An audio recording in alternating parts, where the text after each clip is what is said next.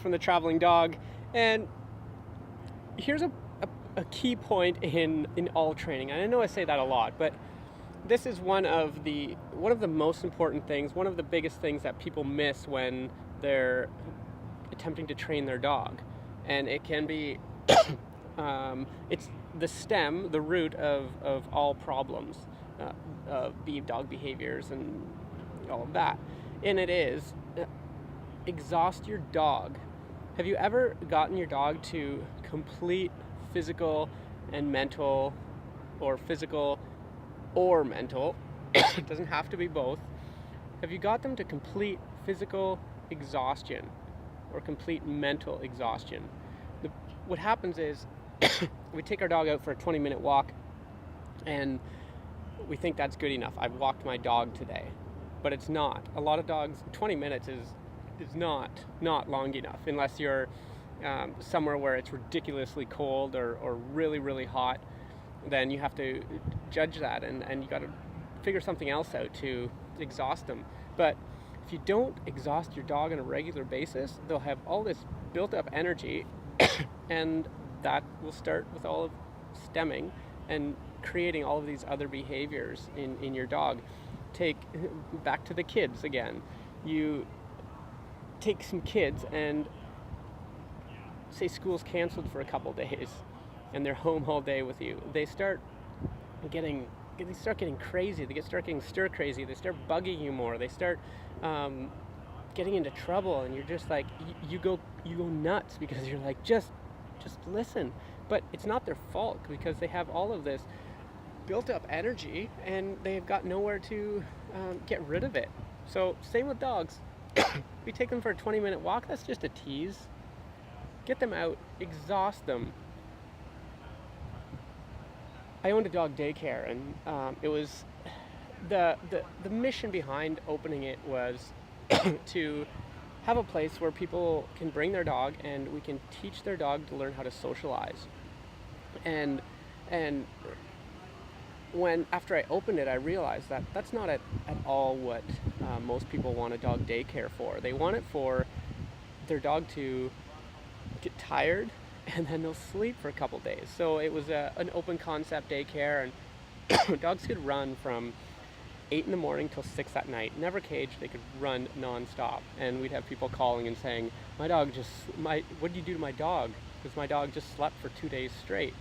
And they love it, so they'll bring their dog once every twice a week because their dog would sleep for the other days, and they're like, this is brilliant. But I started learning that this wasn't my vision whatsoever, because people weren't being accountable for their dog. they were why do you have a dog? You're sending it somewhere to exhaust it, just so that when it comes home it sleeps. So sorry about the cough. I get a cold and then I get this cough that sticks around forever and it's annoying, and I apologize for that, but I'm going to continue. So tying your dog on a regular basis, but doing it yourself, not letting a daycare do it, because you're not building a bond with your dog. Get out, take your dog for, some dogs, you'll need to take them for a good, maybe even 4 or 5 hour hike. Your dog probably has more energy than you do, so you're going to have to get creative. If you have, say there's 4 people in your family, one person take the dog for a walk, come back, say, here you go, walk the dog, and make everybody in the family take your dog for a half-hour walk. What happens with dogs is, and people that get them, is like, well, you got the dog, it's your responsibility. No, it's the family. It's the family dog, it's the family's responsibility. Everybody has to do it. Tell everybody to take the dog out for a walk, and you'll start to exhaust it more, and they won't have the built-up energy, so they'll stop shredding the house.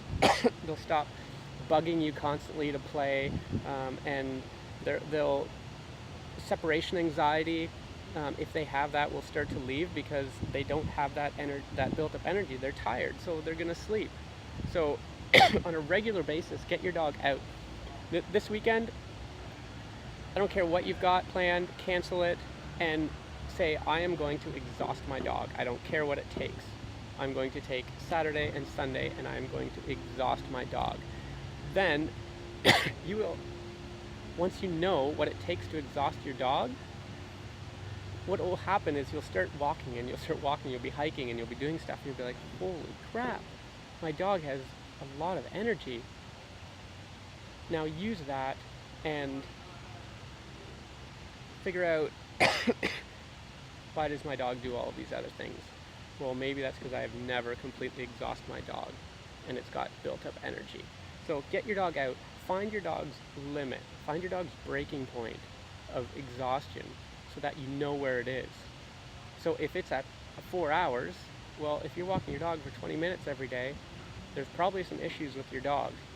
So get out, walk your dog, exhaust them, figure out where that point is, and have fun.